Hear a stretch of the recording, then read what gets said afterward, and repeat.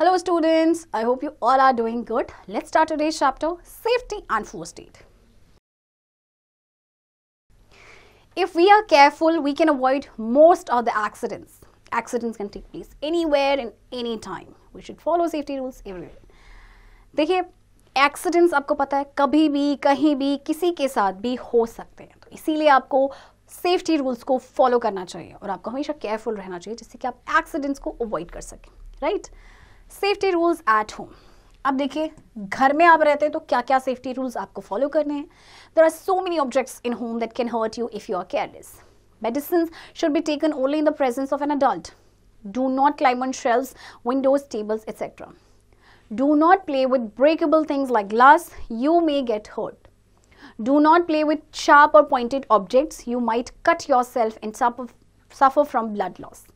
Do not play near gas stoves, hot pots and pans. Burns are very painful. Be careful of slippery floors.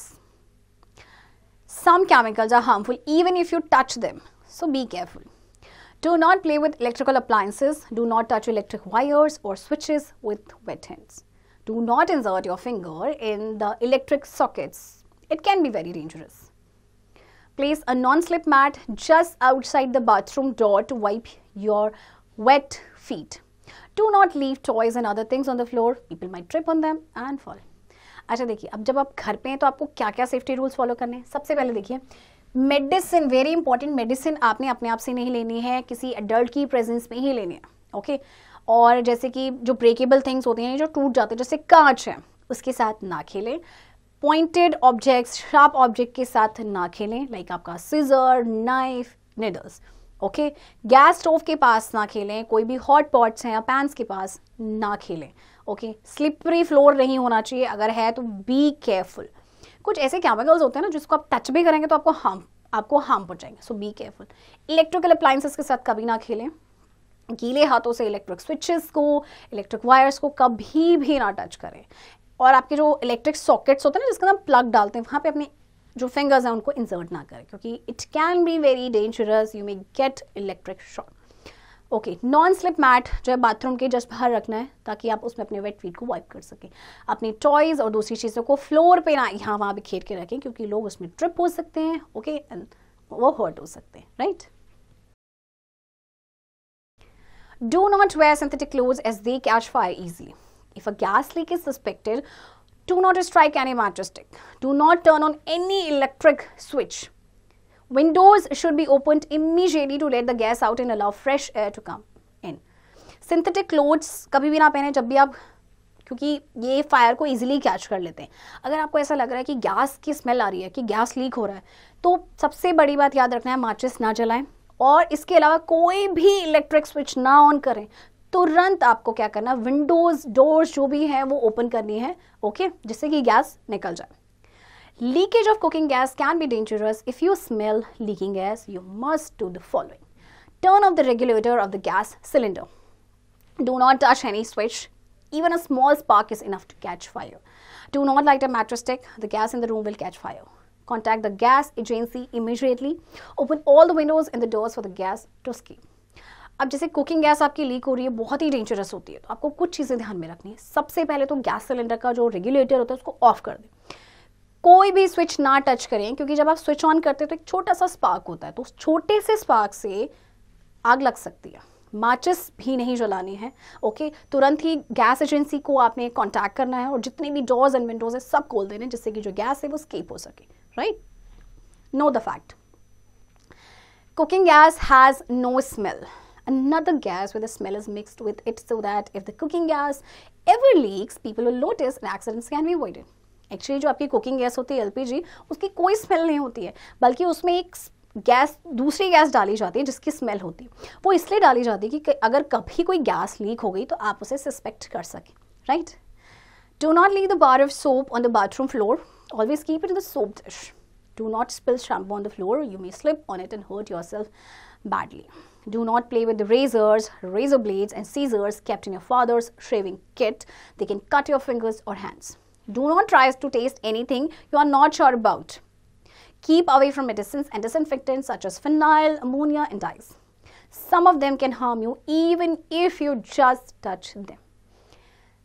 आप साबुन से नहाते हैं तो उसको आपने जो बाहर है ऐसे ही नहीं छोड़ना है बाथरूम फ्लोर पे, ना ही अपना शैम्पू आपने बिखेर के रखना है फ्लोर पे, क्योंकि आप स्लिप हो सकते हैं। रेजर ब्लेड, सीजर्स, इन जो आपके फादर के शेविंग किट में होते हैं, इनसे ना खेलें, बिकॉज आप अपनी फिंगर्स कट कर सकते हैं। कोई भी ऐसी चीज़ को टेस्ट ना करें जिसके बारे में आप श्योर नहीं हो।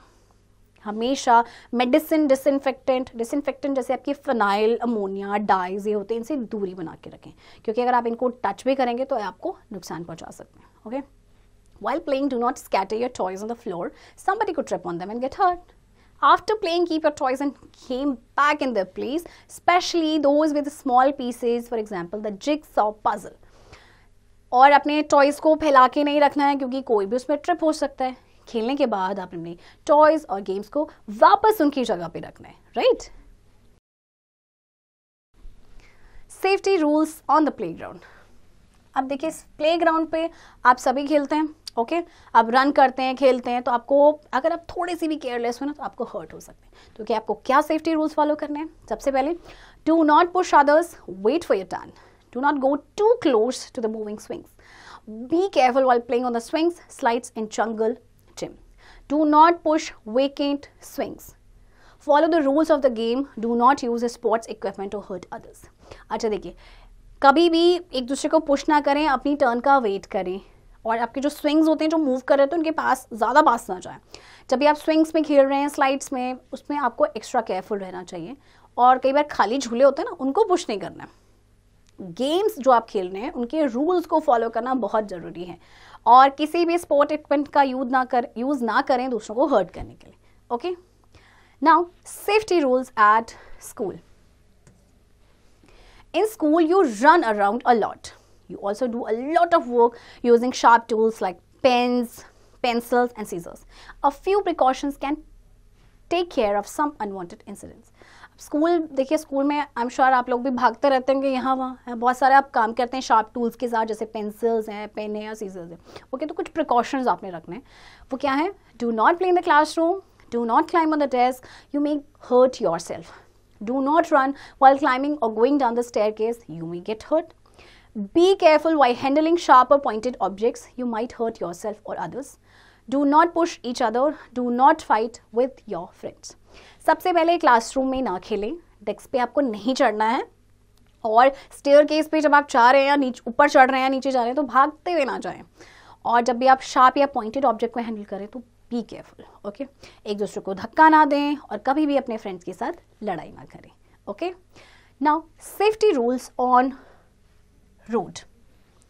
Do not walk on the road, use the footpath to walk.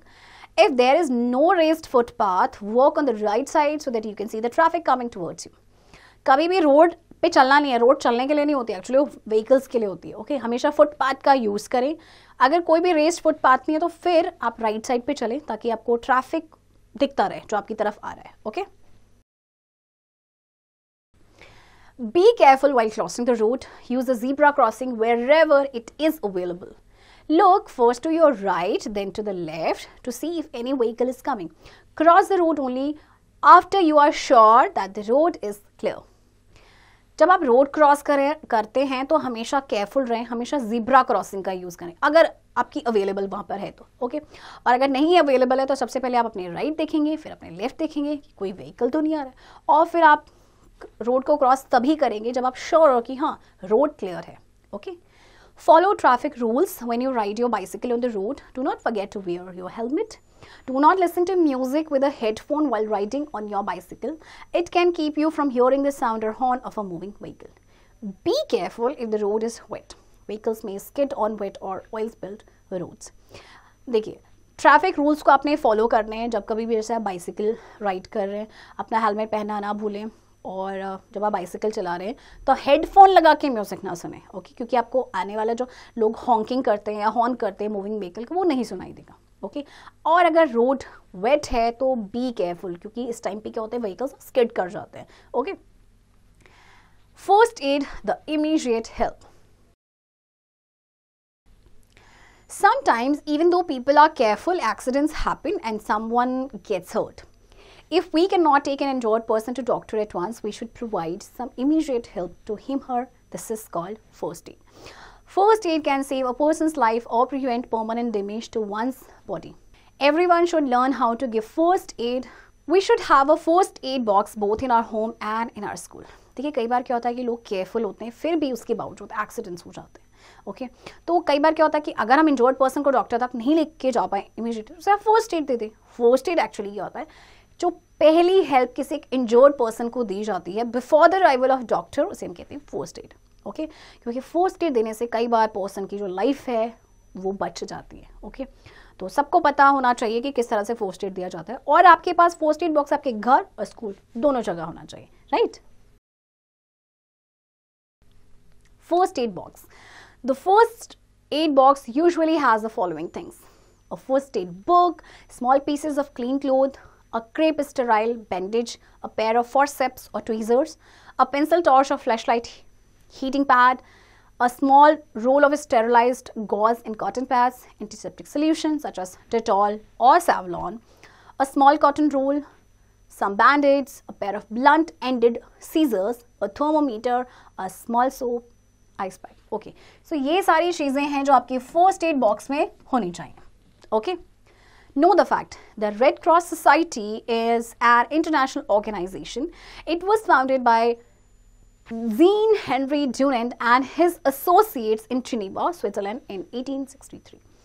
Red cross society एक इंटरनेशनल ऑर्गेनाइजेशन है. ओके और it was founded by Jean Henry Dunant और उनके एसोसिएट जो जिनेवा में थे, जिनेवा यानी स्विट्जरलैंड 1863 में. Okay medicine in first aid box. अब देखिए आपको कौन सी मेडिसिन रखनी है फर्स्ट एड बॉक्स में. An antiseptic lotion to clean wounds, an antiseptic cream to apply on cuts and wounds, an anti burn cream, paracetamol tablets for aches and pains, an anti allergy pill such as diphenhydramine और Benadryl. अच्छा देखिए एक antiseptic lotion होना चाहिए जैसे कि आपका Savlon है या डेटॉल है. एंटीसेप्टिक क्रीम होनी चाहिए जिसे आप वुंड्स में या कट्स में लगा सकें. एंटी बर्न क्रीम होनी चाहिए जैसे बर्नॉल है कहीं पे जल गया तो उसको लगा दिया. पैरासिटामोल टैबलेट्स होनी चाहिए. एंटी एलर्जी पिल्स होनी चाहिए. Okay first aid tips for cuts and wounds. Cuts and wounds के लिए आपको किस तरह से फर्स्ट एड देना है.